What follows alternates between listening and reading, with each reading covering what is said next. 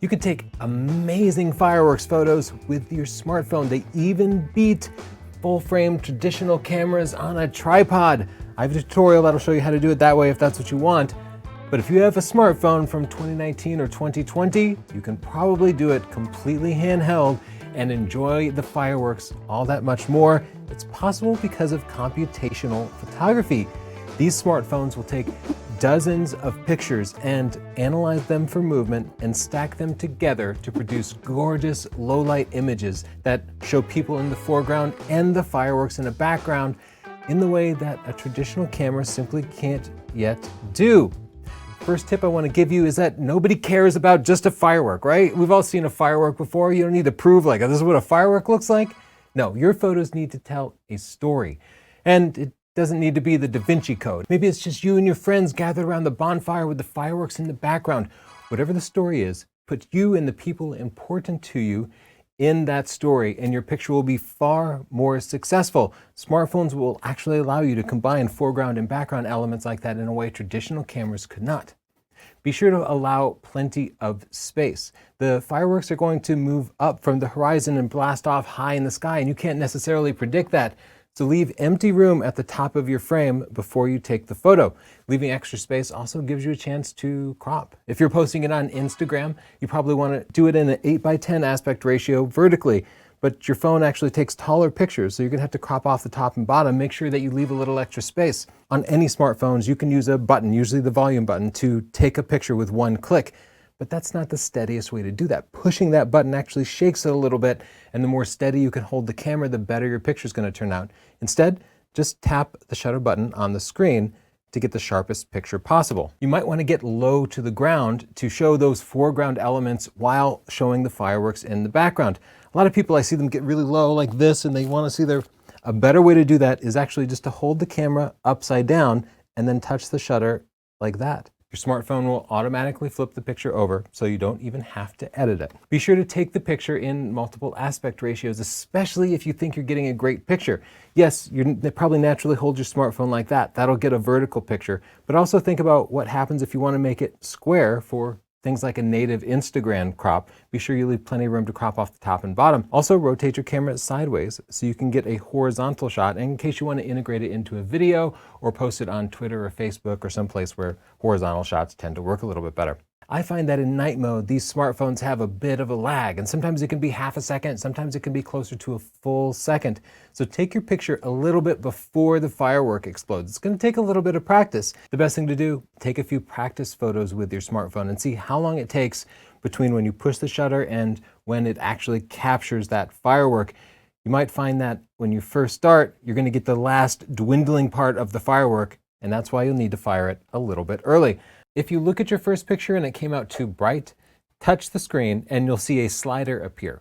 Slide it down or to the left to make the picture darker. This defeats your camera's auto exposure system, which is looking at the dark night sky and thinking it needs to crank everything way up. And that'll stop those fireworks from being completely 100% blown out too bright. Also, have patience. If you find a good composition and a good story, stay there and take the same picture 10, 20 times. Little differences in the expressions of the people in the foreground, the way the fire is crackling, and the position of the fireworks will make a big difference in your photo. Those things will change constantly, so you should just stay set.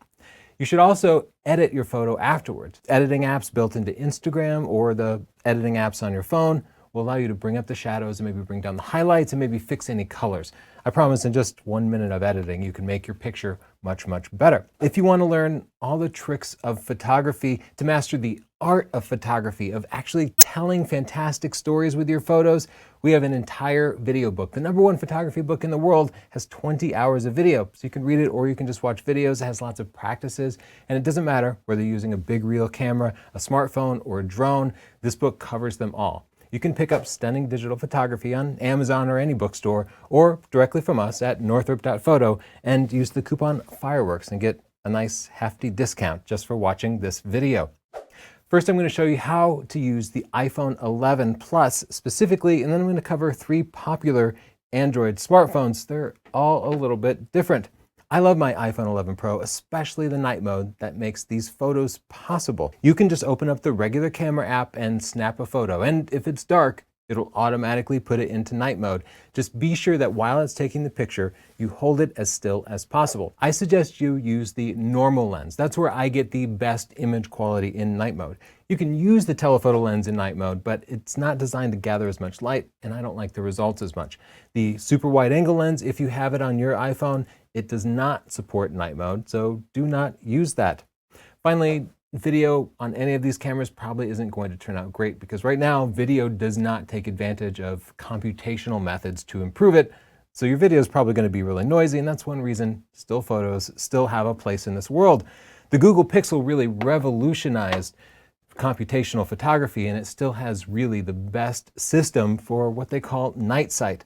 Unfortunately, it's not on by default. Before you take a picture, swipe over to night sight mode, and don't worry, if you forget, it will remind you. Otherwise, there's nothing special to do. Samsung produces amazing smartphones for night photography, and they work with any of the lenses, so there's really no limitations. Before you take a picture, swipe over to night mode. If you forget, it will remind you. Just be sure to hold this big old smartphone nice and steady while you take the pictures. Finally, the new Sony Xperia has an amazing night mode too.